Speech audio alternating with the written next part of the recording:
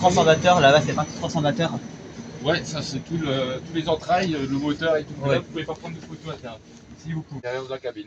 Donc il y a beaucoup moins de moutons que dans un. Enfin, j'ai vu un Z2N, donc un TER, la cabine de conduite. Donc c'est à peu près la même chose en fait. C'est identique qu'une cabine de TER. Oui. C'est exactement la même chose, les mêmes dispositions.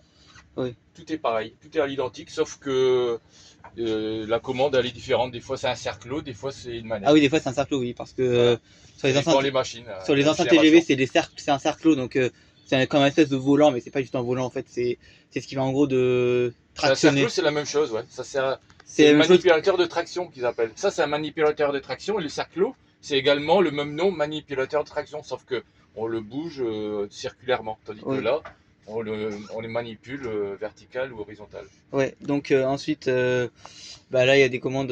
Ici c'est vigilance, c'est ça? Veille automatique. Veille automatique, veille automatique. Vous appuyez sur le bouton à chaque fois, toutes les. Voilà, tous les 51 secondes, il faut appuyer. Ouais, pour dire en gros, pour dire qu'on est présent. Qu'on est présent. Alors on a le maintien d'appui ou le relâchement d'appui. Là c'est relâchement d'appui. Donc là j'ai 2 secondes et demie pour appuyer. Oui. D'accord. Ça signifie en gros. Tous les 2 secondes et demie je dois appuyer. Et après, il y a le maintien d'appui, donc je peux rester appuyé dessus. Ouais. Et, ouais. Et puis, sinon, vous avez une pile de pied. Voilà, on a la même chose au pied si on est occupé de chercher des éléments sur la tablette. Au moins, voilà. Et l'autre, il part au dépôt de Saint-Roch, il me semble. Il va au même endroit que moi, mais lui, ça sera la queue et là, ce sera la tête. Okay. Donc pour manœuvrer, donc lui, il va venir en tête. Donc lui, il va venir en premier. Et après, je viens me raccorder sur celui-là derrière. Ok. Voilà. D'accord. Et donc, il y a le freinage d'urgence là-bas, hein, on le voit. C'est le gros bouton rouge. Hein, c'est le bouton poussoir d'urgence. Ouais. Alors, mais c'est que si. Donc ça, c'est le frein pneumatique, le manipulateur de frein. Le manipulateur de frein. Donc pneumatique, secours, freinage d'urgence et également freinage électrique. Ça, c'est freinage électrique, oui. Freinage électrique. Statique ou électrique, c'est pareil. Donc voilà. Alors, en ce qui concerne, alors j'ai vu.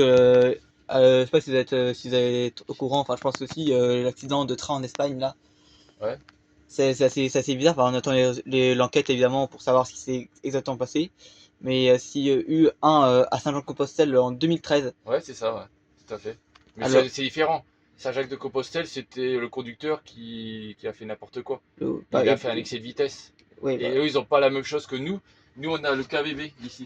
Oui, le KVB, donc le contrôle de vitesse par balise. Tout à fait, c'est ça. Et donc, lui, il va on a le droit de dépasser de 10% la vitesse. D'accord. Donc c'est-à-dire, si on est à 100 km/h, on a le droit d'aller jusqu'à 110, mais après, il va biper pour nous dire attention, tu dépasses. Ouais, attends, et si jamais on dépasse de 10%, il déclenche les automatismes et il arrête automatiquement toute l'installation. Tandis qu'en Espagne, ils n'ont pas ce KVB. Ça coûte extrêmement cher. Ouais. C'est pour ça qu'ils ne l'ont pas en Espagne.